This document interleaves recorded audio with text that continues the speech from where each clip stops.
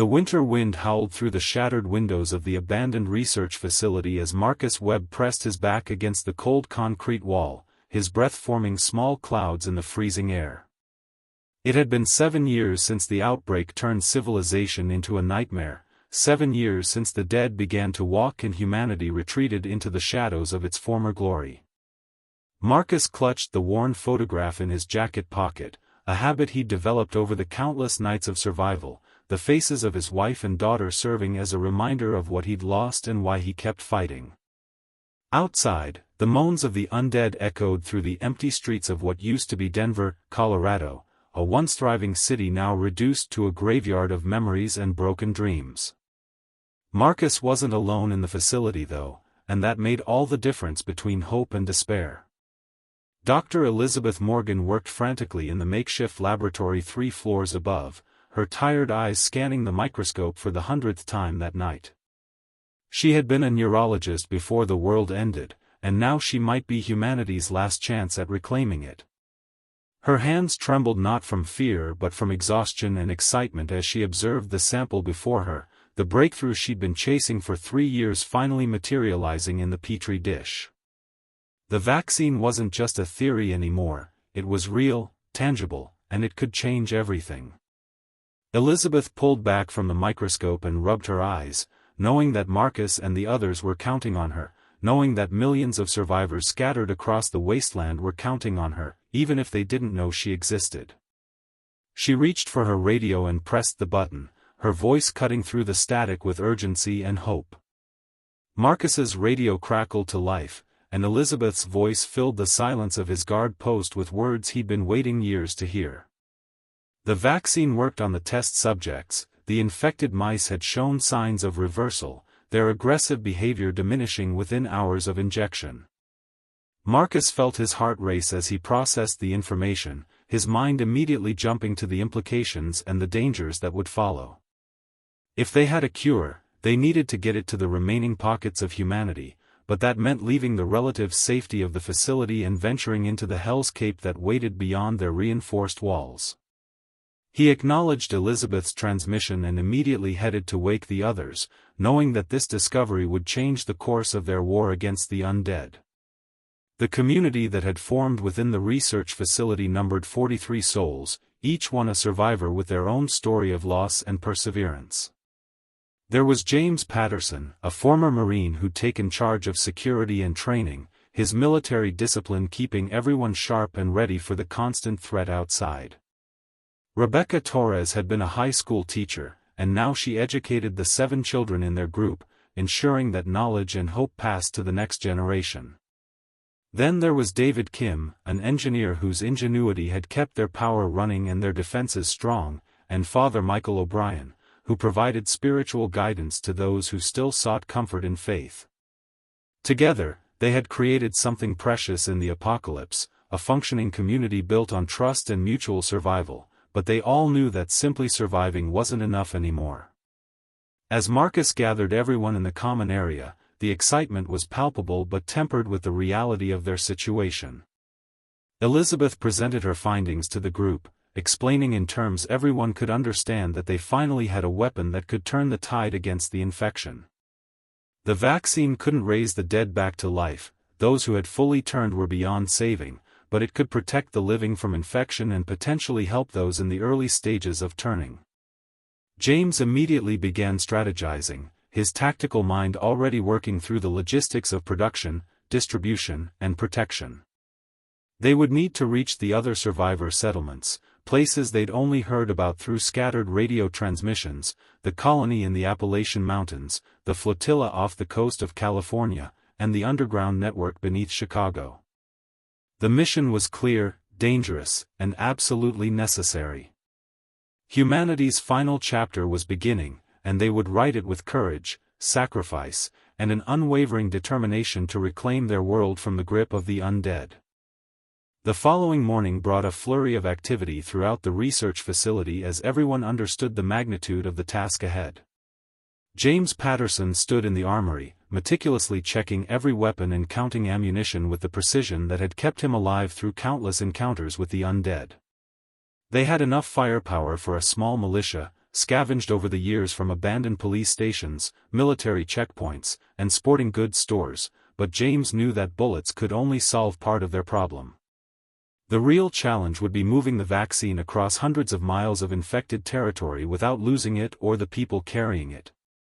He selected 3 teams of scouts, each led by someone he trusted implicitly. Marcus Webb would lead the mountain team heading east, Tyler Jackson, a former park ranger, would take the coastal team west, and James himself would lead the team north to Chicago. Each team would carry samples of the vaccine, detailed instructions for replication, and Elizabeth's research notes, ensuring that even if one team failed, hope would survive. Elizabeth worked without sleep for the next 72 hours, synthesizing as much of the vaccine as their limited supplies would allow. Her laboratory had become her entire world, the glass beakers and centrifuges spinning with precious cargo that represented humanity's future.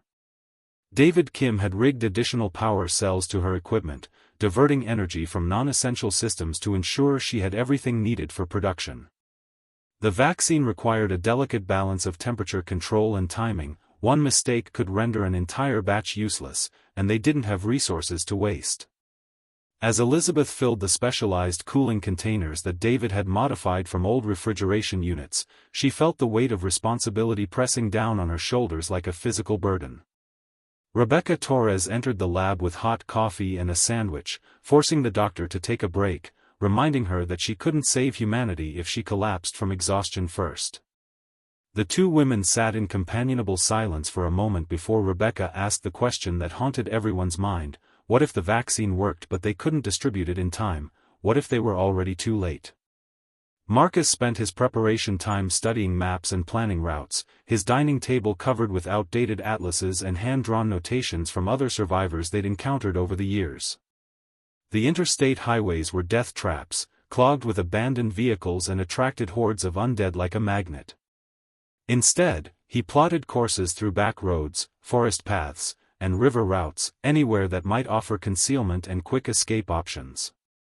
His team would consist of 5 people including himself: Angela Martinez, a former paramedic who could handle medical emergencies, Christopher Hall, a quiet hunter who knew how to move silently through any terrain, and 2 younger survivors, Bobby Chen and Lisa Armstrong, both in their early 20s and eager to prove themselves in this critical mission. Marcus looked at each name on his roster and felt the burden of leadership settling into his bones, knowing that he was responsible for bringing these people home alive while simultaneously delivering hope to strangers they'd never met. The children in the facility didn't fully understand what was happening, but they sensed the change in atmosphere and the tension in the adults around them. Rebecca gathered them for lessons as usual, but instead of mathematics and history, she taught them about courage and sacrifice, about how ordinary people could accomplish extraordinary things when they worked together. 10-year-old Emma Williams raised her hand and asked if the adults were going away, her voice small and frightened in the classroom. Rebecca knelt beside the girl and promised that everyone would do their absolute best to come home, but that sometimes people had to take risks to make the world better for those they loved. Father O'Brien joined the class and led everyone in a prayer, not just for the success of the mission, but for strength, wisdom, and protection for all those who would venture into the darkness. As night fell on their final evening before departure, the entire community gathered for a meal together, sharing stories and laughter despite the uncertainty that tomorrow would bring. James stood and raised his glass of recycled rainwater, proposing a toast to humanity's resilience and to the belief that their best days were still ahead of them, waiting to be claimed from the ashes of the old world. Dawn broke cold and gray over the research facility as the 3 teams assembled in the courtyard, their vehicles packed with supplies, weapons, and the precious vaccine containers that represented humanity's salvation. Marcus checked his team's truck one final time, a reinforced Ford pickup that David had armored with welded steel plates and equipped with run-flat tires scavenged from military vehicles. The engine rumbled to life with a sound that seemed too loud in the early morning stillness, and Marcus knew that noise would attract attention from any undead within hearing distance. Tyler Jackson's coastal team had chosen motorcycles for their journey west, sacrificing cargo space for speed and maneuverability through the congested highways, while James Patterson's Chicago team had claimed the facility's most prized possession, a modified armored security truck that could punch through obstacles and provide mobile protection. Elizabeth emerged from her laboratory looking like she hadn't slept at all, which was probably true, and she personally handed each team leader their vaccine containers, making them repeat the storage instructions and replication procedures until she was satisfied they understood completely. The moment of departure had arrived, and with it came the realization that their small community might never be whole again, that some of those leaving might not return from the wasteland that waited beyond their gates. The facility's main gates opened with a mechanical groan, revealing the desolate streets of Denver stretching out before them like the mouth of some massive beast. Marcus led his team out first, his hands gripping the steering wheel tightly as Angela Martinez rode shotgun with her rifle ready, scanning the abandoned buildings for any sign of movement. Christopher Hall sat in the back with Bobby and Lisa, all three armed and alert as they navigated through the maze of destroyed cars and debris that littered the road. The undead appeared within minutes, stumbling forms that had once been people, now reduced to shambling corpses driven by an insatiable hunger. Marcus accelerated past them, knowing that engaging in combat should always be a last resort, that every bullet fired and every moment delayed reduced their chances of success. Behind them, Tyler's team roared past on their motorcycles, splitting off toward the western route with waves of farewell, while James's armored truck turned north, its heavy frame crushing obstacles that would have stopped lesser vehicles. The three teams were committed now, each heading into unknown dangers with nothing but their skills, their courage, and the hope that what they carried would make a difference.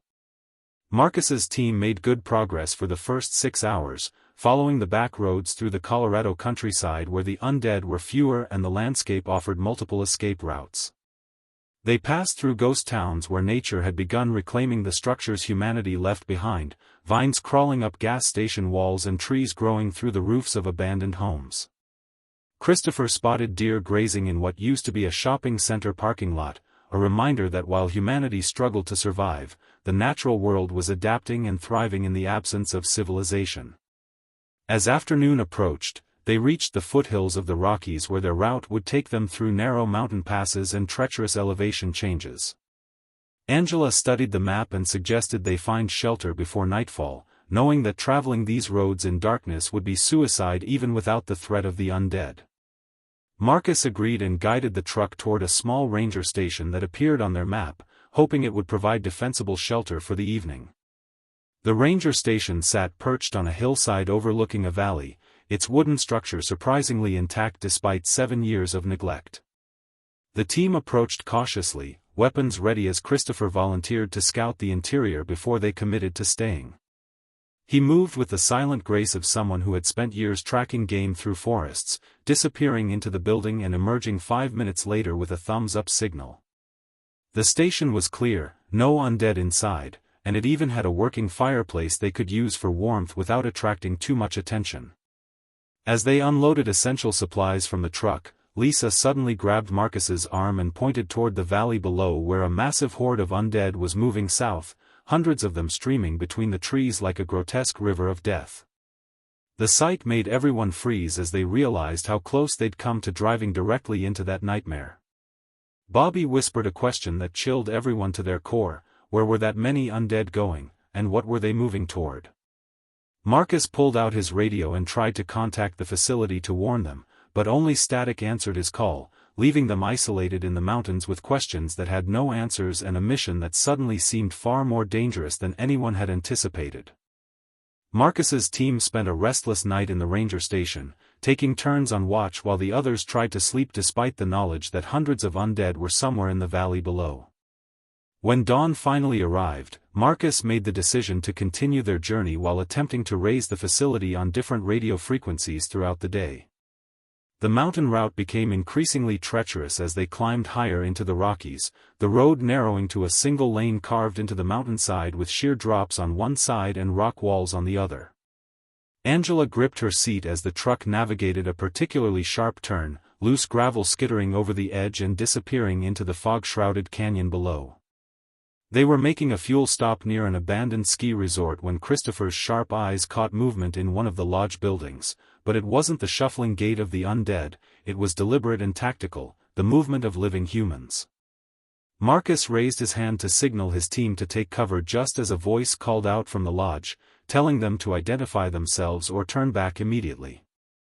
3 figures emerged from the building, armed but not openly aggressive, their leader a weather-worn woman in her 50s who introduced herself as Patricia Morrison. She explained that her group of 20 survivors had been living in the ski resort for the past 4 years, using the elevation and isolation as protection from the undead hordes below. Marcus made a calculated decision to trust Patricia, revealing their mission and the vaccine they carried, watching her expression shift from suspicion to disbelief to desperate hope. Patricia invited them inside where Marcus met her community, ordinary people who had adapted to survival in the harsh mountain environment through ingenuity and cooperation.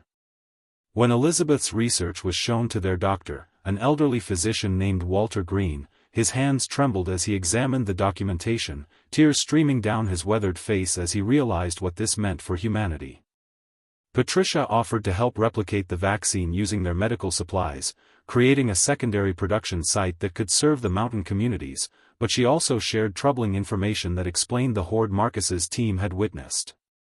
According to scouts that Patricia's people had sent into the valleys, the undead were exhibiting new behavior patterns that defied everything they thought they understood about the infected. The hordes were moving with purpose, converging on locations where survivors were known to exist, almost as if something was directing them or drawing them to living humans with greater efficiency than random wandering. Walter suggested that the virus might be evolving, that after 7 years of spreading through hosts it could be developing new characteristics that made the undead more dangerous than ever before.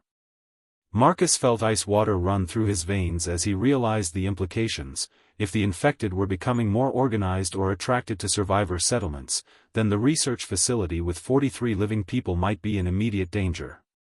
He tried the radio again with Patricia's more powerful equipment and finally broke through the static to reach David Kim back at the facility, the engineer's voice tense as he reported that they'd spotted increased undead activity around their perimeter over the past 24 hours, small groups at first but growing in number with each passing hour.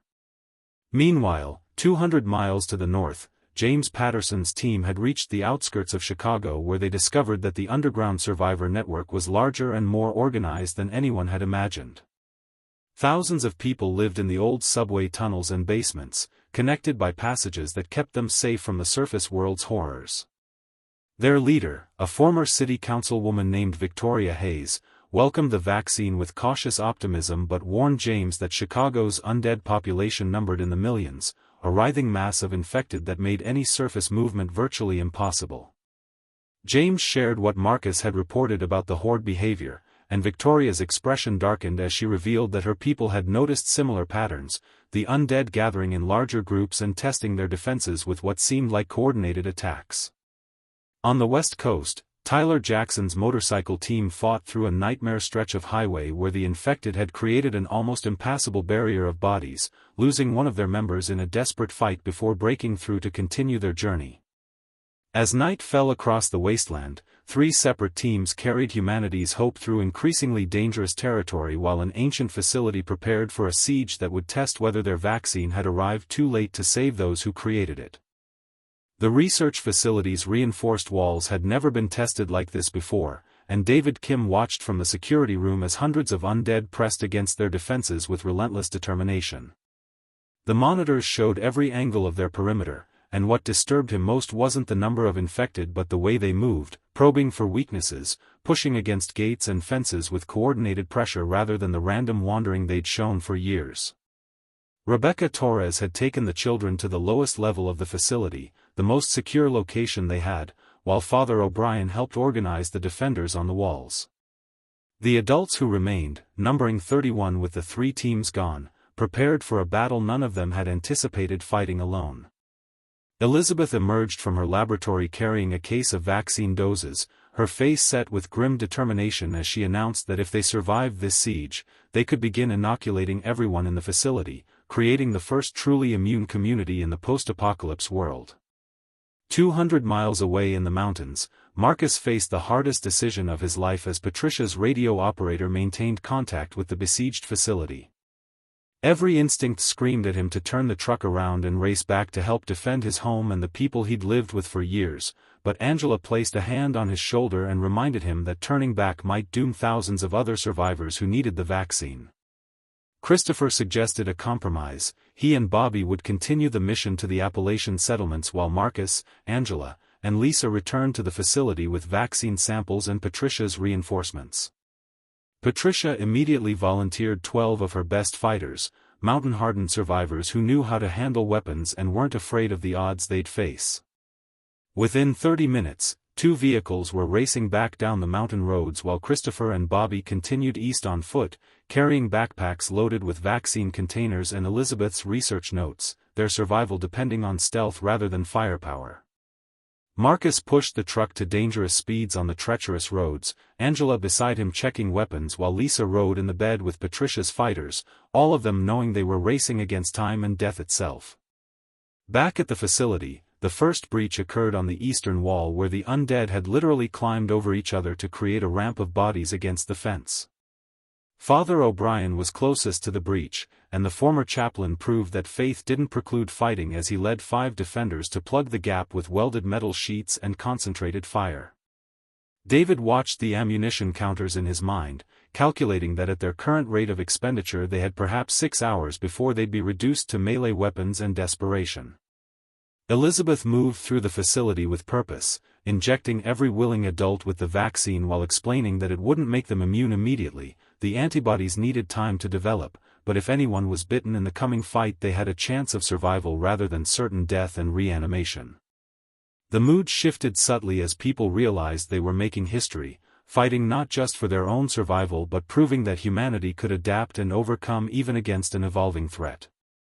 Young Danny Fletcher, barely 19 years old, manned a wall-mounted spotlight and swept it across the horde, counting nearly 300 infected pressed against their perimeter with more shambling out of the Denver ruins every hour. In Chicago, James Patterson received word of the facility's situation and made a command decision that would affect thousands. Victoria Hayes had already begun vaccine production in her underground labs, and James left half his team to assist and protect the operation while he took the armored truck and 3 volunteers back toward Colorado, knowing the vehicle's reinforced frame might be exactly what the facility needed to break the siege. Tyler Jackson's coastal team finally reached the flotilla off California, a collection of boats and ships where 500 survivors had created a floating civilization, and after delivering the vaccine they turned back east, determined to help however they could. The pieces were moving across the wasteland like chess pieces on a board, converging on a single point where the future of humanity would be decided by ordinary people doing extraordinary things. As night fell once again, Marcus's truck roared through the darkness toward home while the facility's defenders prepared for what everyone knew would be the longest night of their lives, the vaccine they'd created giving them something previous survivors never had, a real reason to believe that seeing tomorrow's dawn would actually matter in the fight to reclaim their world from the grip of death. Marcus's truck crested the final hill overlooking Denver just as the sun began to rise, painting the sky in shades of orange and red that reminded him of fire and rebirth. Below, the research facility was completely surrounded by a sea of undead, thousands of infected bodies pressed against walls that were never designed to hold against such numbers. Patricia's fighters checked their weapons in grim silence as Marcus accelerated down the slope, the truck's engine roaring a challenge that drew the attention of the horde's outer edges. Angela loaded a flare gun and fired 3 shots into the air, the agreed-upon signal that help had arrived, and through his binoculars Marcus saw figures appear on the facility's walls, battered and exhausted but still fighting. The truck smashed into the horde's edge like a battering ram, bodies flying aside as Marcus laid on the horn and carved a path of destruction toward the main gate, Patricia's fighters firing from every window to clear their flanks and prevent the undead from swarming over them. Inside the facility, David Kim saw the signal flares and immediately understood what Marcus intended. He shouted orders to the gate operators, telling them to be ready for a fast opening and closing, while gathering every able fighter to create a corridor of fire that would protect the incoming truck. Elizabeth stood on the wall beside him, her hair wild and her lab coat stained with blood from treating the wounded, but her eyes burned with fierce determination as she raised a rifle and added her fire to the defensive barrage. The gate rolled open just as Marcus's truck reached it, the vehicle sliding sideways through the gap as undead hands clawed at the metal plating, and then Patricia's fighters were pouring out, creating a human shield while the gate ground shut again. Marcus jumped from the truck and immediately began coordinating with the defenders, his fresh perspective and tactical training bringing order to the chaos as he repositioned fighters to reinforce weak points and conserve ammunition for critical moments. The battle raged for another 2 hours, humanity holding the line against overwhelming numbers through courage, coordination, and the knowledge that they were protecting something precious. Then, like the answer to a prayer, they heard it, the deep rumble of a heavy engine approaching from the north. James Patterson's armored truck burst through the horde like a ship through waves, its reinforced frame crushing everything in its path as it circled the facility's perimeter, drawing infected away from the walls and creating gaps in their numbers. Behind James came another surprise. Tyler Jackson's motorcycle team had linked up with survivors from a Colorado Springs settlement, bringing 30 additional fighters who'd heard about the vaccine and came to protect those who created it. The tide was turning, and the undead found themselves caught between multiple groups of armed, organized, and vaccinated humans who no longer fought just to survive but to reclaim their world. By noon, the horde was broken, the remaining infected scattered and eliminated by coordinated teams who worked with military precision. The cost had been heavy, 7 defenders lost and twice that number wounded, but the facility stood intact and the vaccine was safe.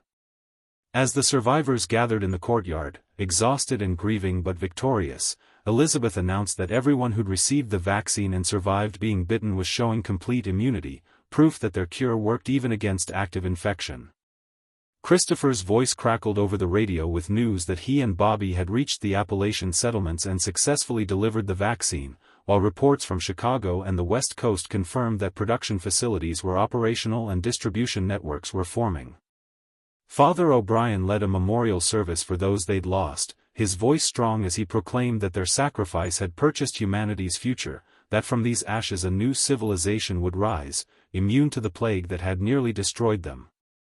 In the weeks that followed, the research facility became a beacon of hope as survivor groups from across the wasteland made pilgrimages to receive the vaccine and learn how to produce it themselves. Marcus stood on the wall one evening, watching the sunset paint the sky in brilliant colors, and realized that for the first time in 7 years he wasn't just surviving, he was living with purpose and hope. The zombie apocalypse wasn't over, millions of undead still roamed the earth and countless challenges remained, but humanity had turned a corner, rising from the ashes of the old world to fight back with science, courage, and an unbreakable determination to reclaim what was lost. The final chapter had been written, and it spoke of resilience, sacrifice, and the eternal human capacity to find light even in the darkest of nights.